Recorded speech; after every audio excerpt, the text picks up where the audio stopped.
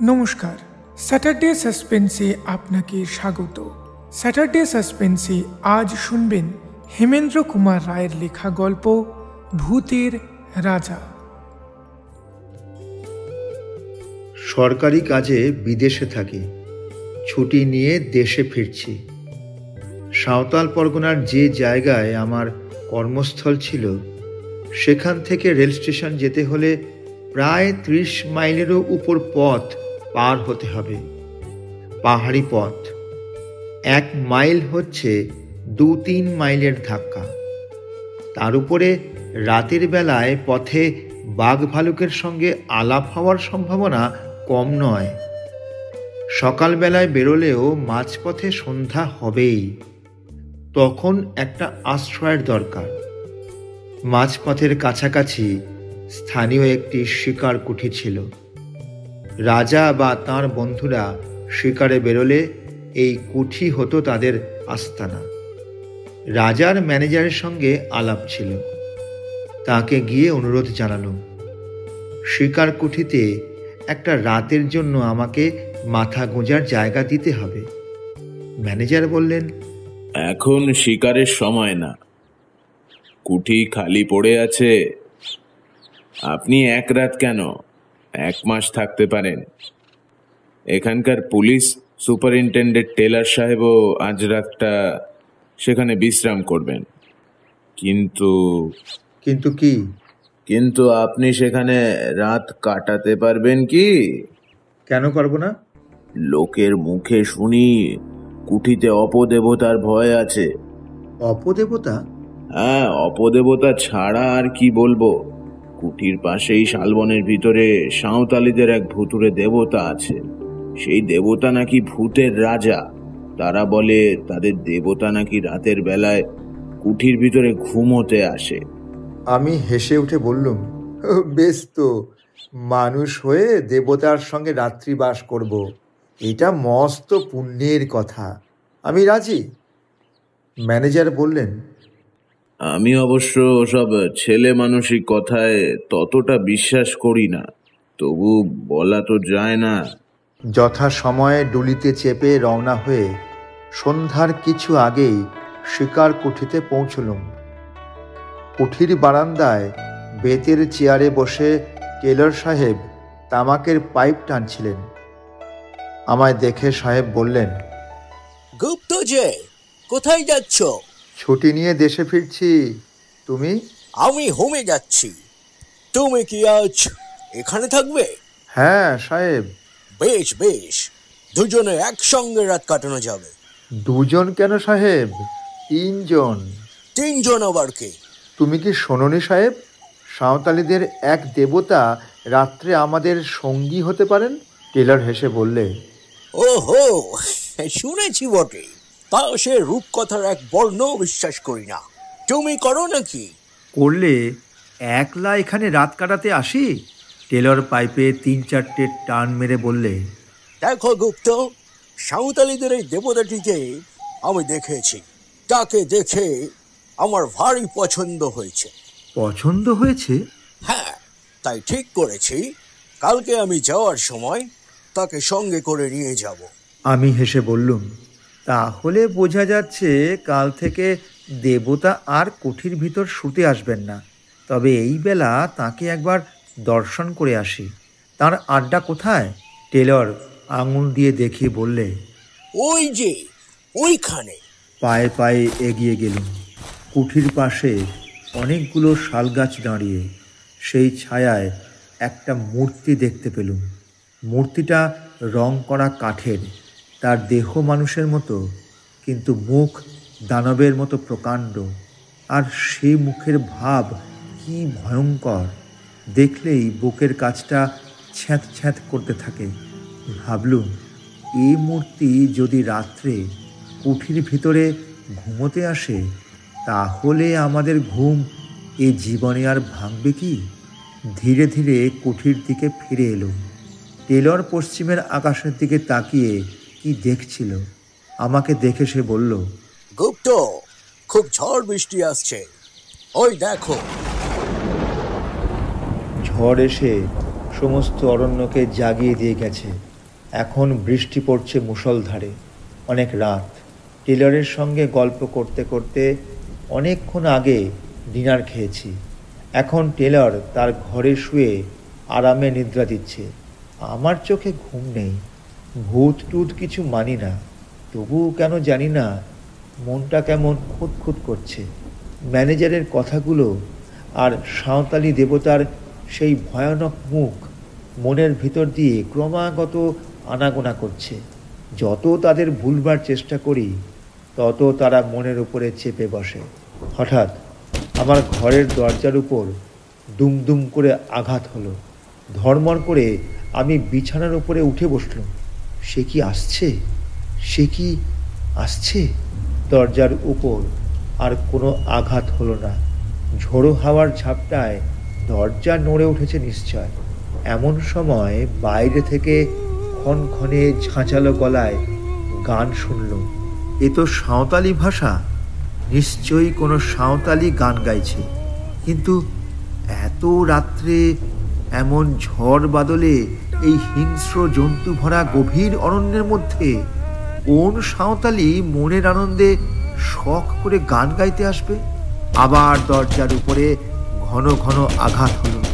আমার সমস্ত শরীর রোমাঞ্চিত হয়ে উঠল। তবে কি সে এখানে ঘুমোতে এসেছে? আবার গান শুনলাম। এবারে খুব কাছে, কুঠির বারান্দার উপরে সেই তীব্র ক্ষণক্ষণে গলার গান। হঠাৎ উল্টো বিপদ। কুঠির ভিতর দিককার দরজায় ঘন ঘন আঘাত। ভিতরে বাইরে বিপদ দেখে প্রায় যখন হাল ছেড়ে দিয়ে বসেছি, এমনি সময় শুনলাম, গুপ্ত, ভগবানের দোহাই, দরজা খোলো। এ তো টেলরের গলা। উঠে দরজা খুলে দিল। টেলর হুড়মুড় করে ঘরের ভিতর ঢুকে পড়ল। তার চোখ মুখ পাগলের মতো, হাতে বন্দুক। আমি তাকে বলল, মিস্টার টেলর, হয়েছে কি? টেলর দেয়ালে ঠেসান দিয়ে দাঁড়িয়ে বলল, গুপ্ত, আমার ঘরের দরজায় কে ক্রমাগত লাথি মারছে আর গান গাইছে। তুমি কি ঘরের দরজার কাছে গিয়ে ডাকছিলে? আমি বললুম, না না, আমি আমার বিছানা ছেড়ে এক পাও নড়িনি।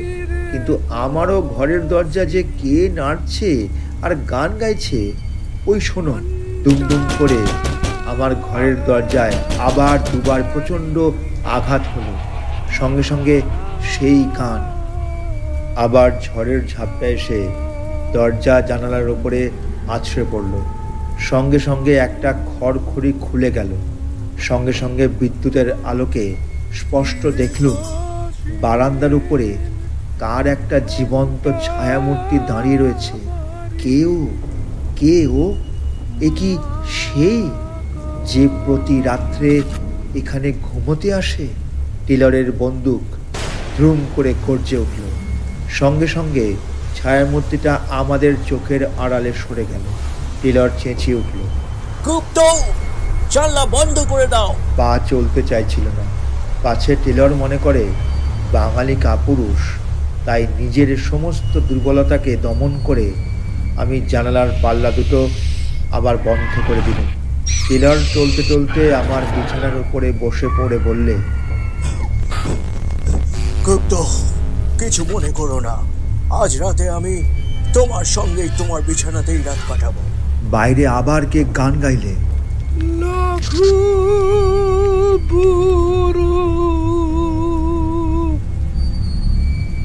ধীরে কছিলেন ঘণ্টা বাড়ি মা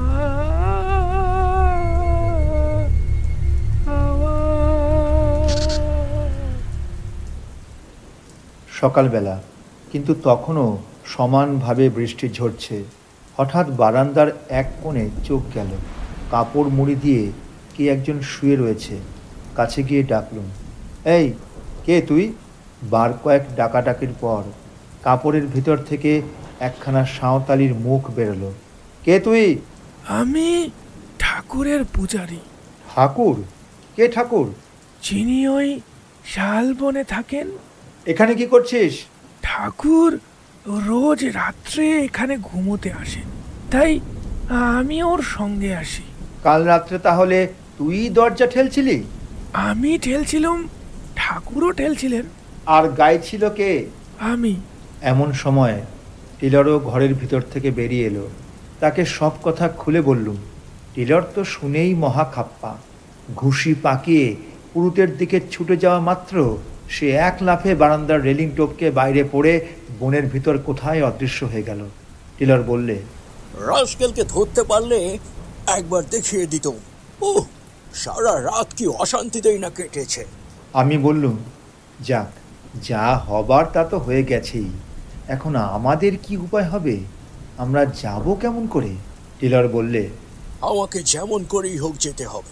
বোম্বে যাওয়ার টিকিট পর্যন্ত কিনে ফেলেছি। উপায় থাকলে তোমাকেও স্টেশন পর্যন্ত পৌঁছে দিত, কিন্তু আমার 2 সিটের গাড়ি, আমি আমার আর্দালি, তুমি তোমার মালপত্র তো অতটুকু গাড়িতে ধরবে না, কাজেই যেতে হবে। আর্দালি, আর্দালি। টেলরের রাটদালি এসে সেলাম করলে। টেলর বললে, আমার মালপত্র গুছিয়ে নিয়ে গাড়িতে তোলো, শালবন থেকে সেই কাঠের পুতুলটা নিয়ে এসো। আমি বললুম, তুমি কি সত্যি ওই পুতুলটা ইংল্যান্ডে নিয়ে যেতে চাও? টেলর বললে, নিশ্চয়ই, আমার যেই কথা সেই কাজ। আবার রাত এলো। বৃষ্টি এখনও থামেনি। আমি এখনও কুঠিতে বন্দি হয়ে আছি। ঘুম আসছিল না। একখানা ইংরেজি নভেল বার করে পড়তে বসলুম। ঘণ্টা দেড়েক পরে তন্দ্রা এলো। আলোটা কমিয়ে শয়নের উপক্রম করছি, এমন সময় শুনলুম বাইরের সিঁড়ির ওপরে আওয়াজ হলো ঠক ঠক ঠক ঠক, ঠিক যেন কাঠের আওয়াজ। ঠক ঠক করতে করতে আওয়াজটা আমার ঘরের কাছ বরাবর এলো। তারপর দরজার উপরে শুনলুম ধাক্কার পর ধাক্কা। নিশ্চয়ই সাঁওতালি পুরুত বেটা। সে হতভাগা রোজ রাত্রে এইখানে আরাম করে ঘুমোয় আর চারিদিকে রটিয়ে দেয় কুঠির ভিতরে ভূতের রাজা শুতে আসে। ধাক্কার জোর ক্রমেই বেড়ে চলল। একবার ভাবলুম দরজা খুলে পুরুতটাকে লাথি মেরে তাড়িয়ে দিই।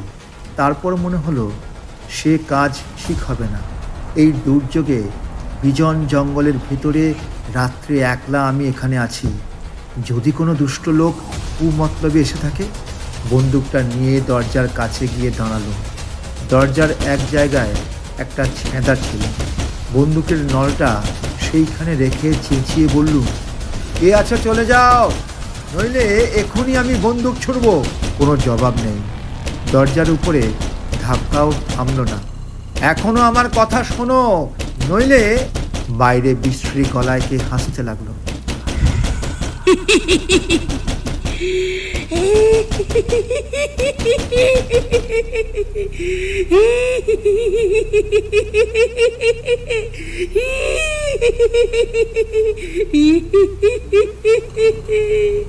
আমি বন্দুকের ঘোড়া টিপলাম।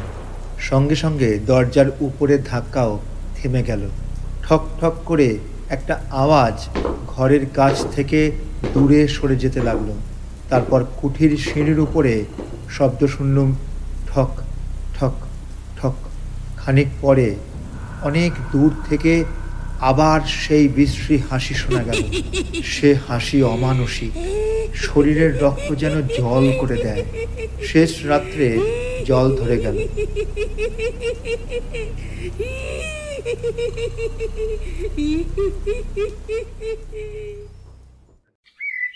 সকালে দরজা খুলতেই কাঁচা সোনা রোদ এসে ঘরখানা হাসিতে ভরিয়ে তুললে। রোদ দেখে মনটা খুশি হয়ে উঠল।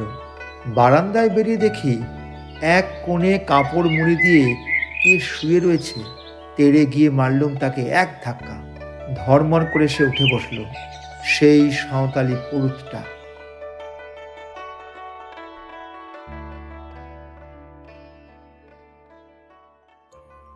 শুনছিলেন স্যাটারডে সাসপেন্স। আজকের গল্প ভূতের রাজা। রচনা হেমেন্দ্র কুমার রায়। কথক এবং গুপ্ত সুমিত। টেলার সাহেব রাজু। রাজার ম্যানেজার অনুরূপ। সাঁওতালি পুরুত গল্পের সূত্রধার এবং sound design Ratul. Saturday suspense প্রতি শনিবার ঠিক রাত 10টায়। শুনতে ভুলবেন না।